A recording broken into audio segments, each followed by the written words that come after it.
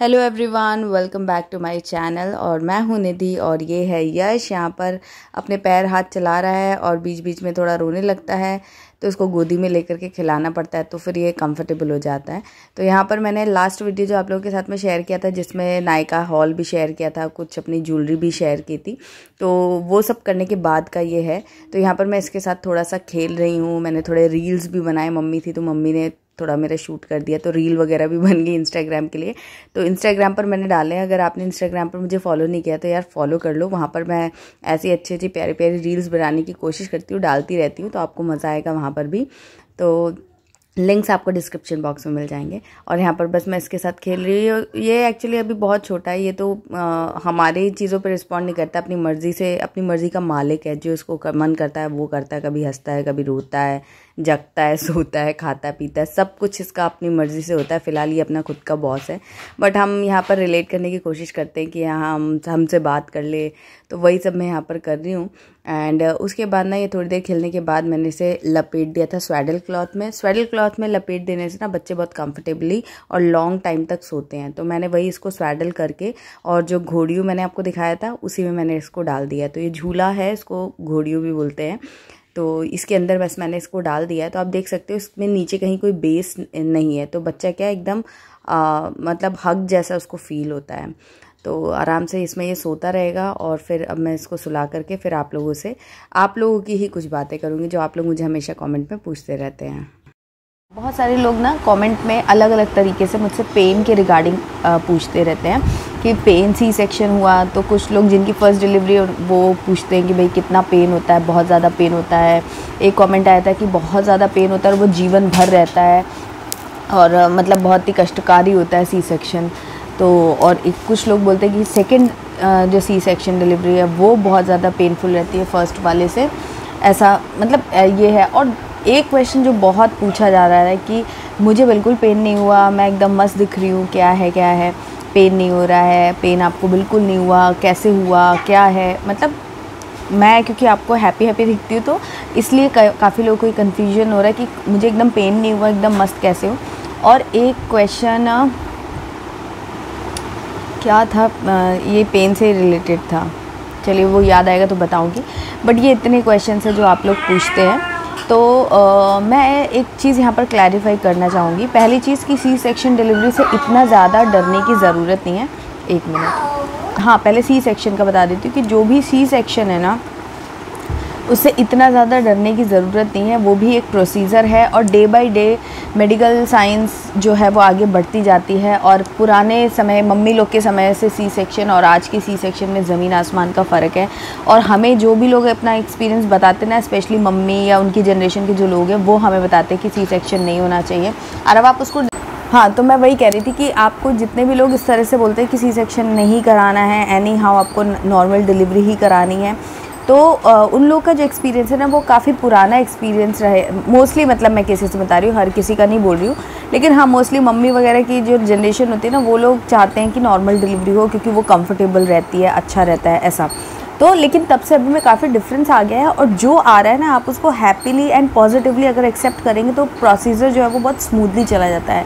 अगर आप डरेंगे, नेगेटिव रहेंगे कि ये नहीं ख़राब है, तो बस आपको ख़राब चीज़ें ही दिखेंगी। प्रोसीजर जो भी हो, नॉर्मल हो या सी सेक्शन डिलीवरी हो, दोनों में ही आपको पेन होगा, दोनों में ही आफ्टर इफ़ेक्ट्स जो होते हैं ना डिलीवरी के बाद। अगर आप सोचो कि आप एकदम पहले जैसी लाइफ आपकी रहेगी, तो ऐसा नहीं होता है। नेचुरल सी चीज़ें, हम बचपन से हर स्टेज ऑफ लाइफ हमने अपनी जो जी है उसमें हम कुछ ना कुछ चेंज हुए हैं, तो वो चेंज को एक्सेप्ट करना बहुत ज़रूरी है।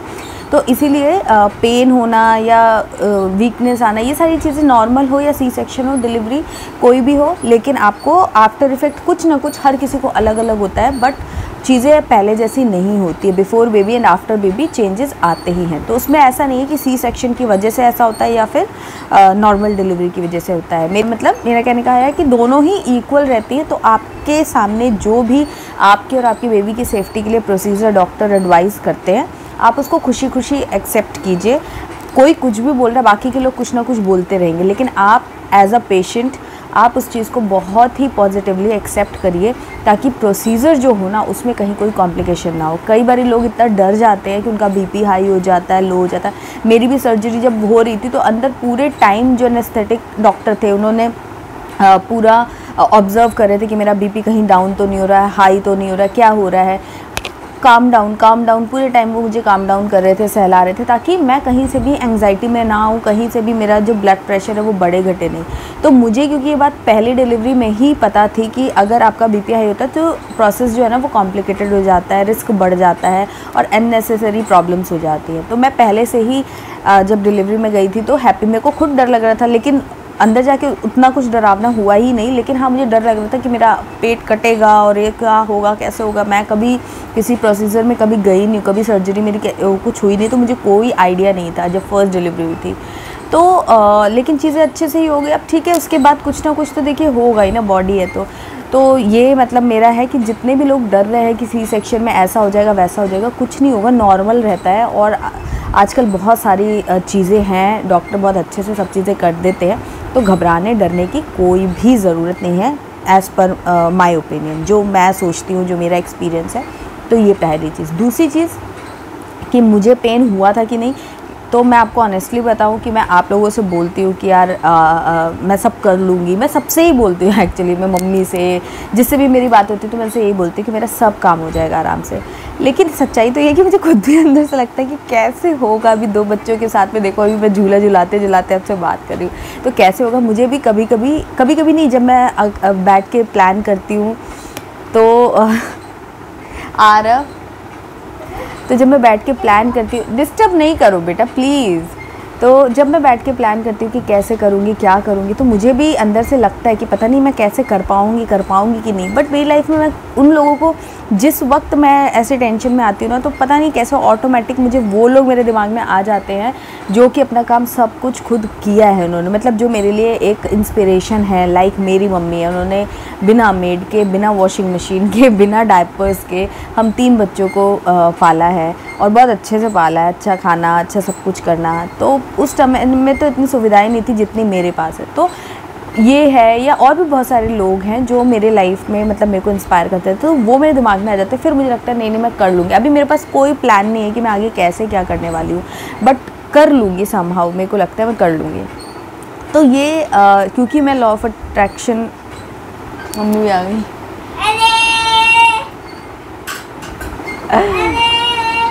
अले तो हाँ, मैं क्या बता रही थी। तो हाँ, मेरे पास ऐसा कोई प्लान नहीं है आगे कि मैं क्या करने वाली हूँ, बट मैं कर लूँगी। और मैं ये सबको इसलिए बोलती हूँ ताकि सबको भी यकीन हो मेरे पर। और क्योंकि मैं लॉ ऑफ अट्रैक्शन पे को फॉलो करती हूँ, लॉ ऑफ अट्रैक्शन का वर्ड जो टर्म है वो तो अभी आया, बट उसके पहले से भी मेरी लाइफ में मैं ऐसा ही फॉलो करती हूँ कि देखिए, पेन मुझे भी बहुत हुआ है, अभी भी है, थोड़ा बैक पेन भी होता है क्योंकि बच्चा है, उसके साथ पूरा लगना करना, वो सारी चीज़ें रहती है, तो मुझे भी पेन होता है, सब कुछ होता है। लेकिन अगर मैं वही आप लोगों को बोलती रहूँ कि यार मेरे को पेन हो रहा है, बहुत पेन हो रहा है, सबको पता है कि यार ये प्रोसीजर है तो पेन तो होगा ही ना। लेकिन अगर मैं पेन बोलती रहूँगी ना, तो सोचो मैं अकेले बैठी हूँ तब भी मैं पेन में हूँ, मैं किसी से बात कर रही हूँ तब भी मैं पेन की बात कर रही हूँ, तो क्या होगा। पेन जो है ना, अगर मुझे 10% पेन है तो मैं 20-25% फील करने लग जाऊँगी। उल्टा कर दो, अगर मेरा 10% पेन है और अगर मैं आपसे उस चीज़ को डिस्कस नहीं करके और अच्छी चीज़ें जो मेरी लाइफ में हो रही हैं उस पर फोकस कर रही हूँ, या और अपने जो काम मैं कर सकती हूँ थोड़ा मैं अपने आप को काम में इंगेज रखती हूँ, मूव करती रहती हूँ पूरे टाइम, तो उससे क्या होता है, एक सेटिस्फेक्शन मिलता है, आपका ध्यान जो डाइवर्ट होता है, तो पेन जितना है वो तो उतना ही रहेगा, कम नहीं होगा, लेकिन वो बढ़ेगा नहीं क्योंकि आप उस पर फोकस नहीं कर रहे हो। तो वो जितना है आपको थोड़ा बीच में फील होता रहेगा। बट जब आप कोई और, जैसे मैं आपसे कुछ और बातें करती हूँ, अच्छी बातें करती हूँ, तो मतलब एक पॉजिटिव ऑरा क्रिएट होता है और वो पेन जो है वो उतने पे ही रह जाता है। तो आप जिस चीज़ को जितना डिस्कस करोगे, जितना सोचते रहोगे, जितना आप थॉट्स क्रिएट करोगे, वही चीज़ मल्टीप्लाई होती है, वही चीज़ आप अट्रैक्ट करते हो।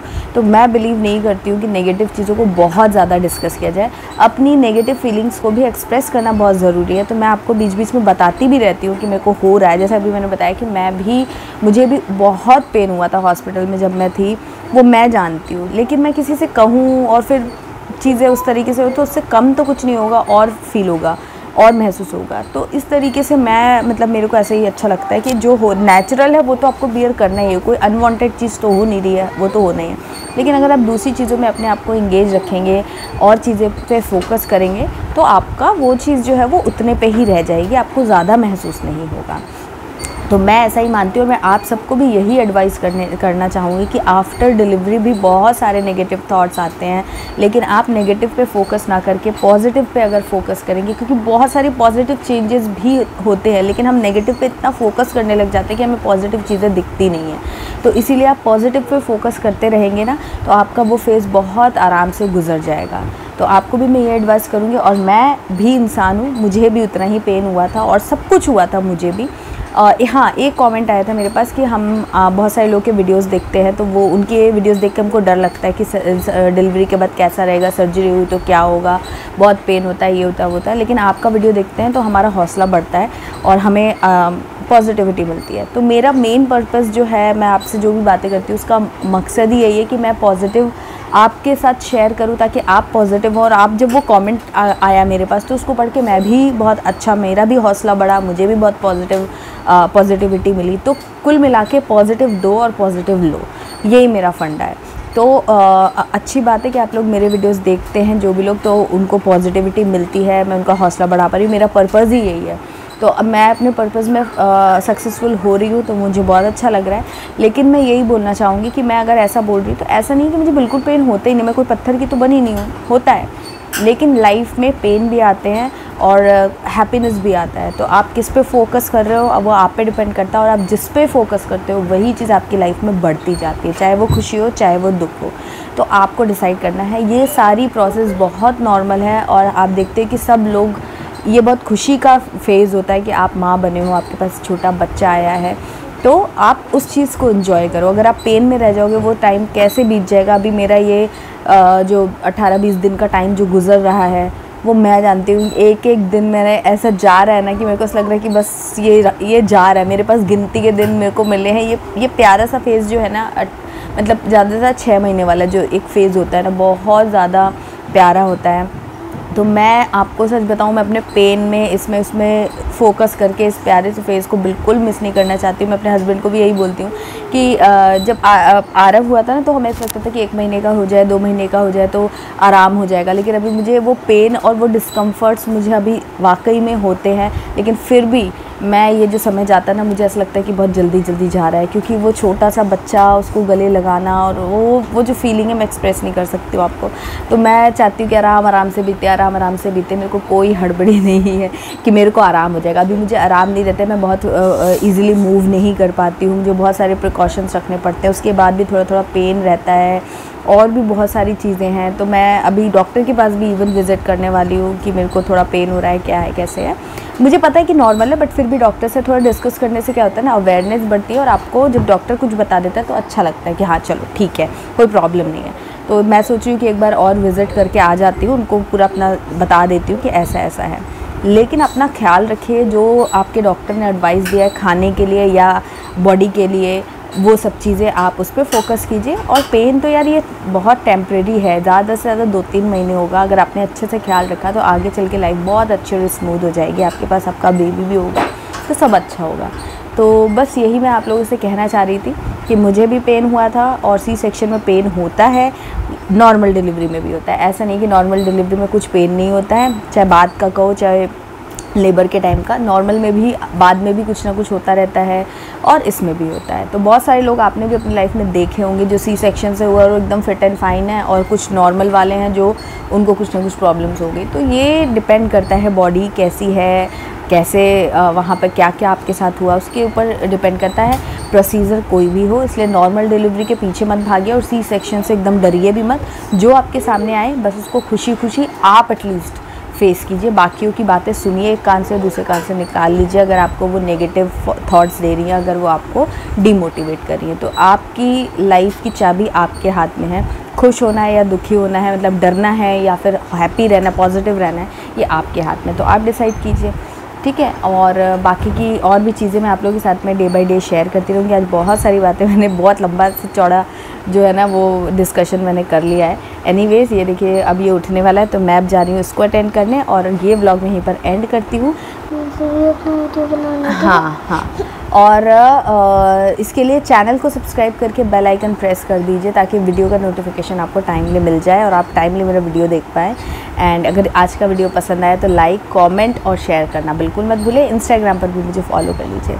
मिलती हूँ आपसे नेक्स्ट वीडियो में, तब तक के लिए bye bye and take care. मैं अपनी चीज़ बोलूँगा। हाँ, भी अपनी चीज़ बोलूँगा। कल का वीडियो बहुत इंटरेस्टिंग आएगा और मेरी मम्मी ने दो बेबी लाया है, मुझे करा पे मुझे बेस्ट पे। चलो बाय। अभी बस आपका हो गया, अब ख़त्म होने वाला है ये, अपने बंद होने वाला है। चलो बाय करो जल्दी। बाय। बाय।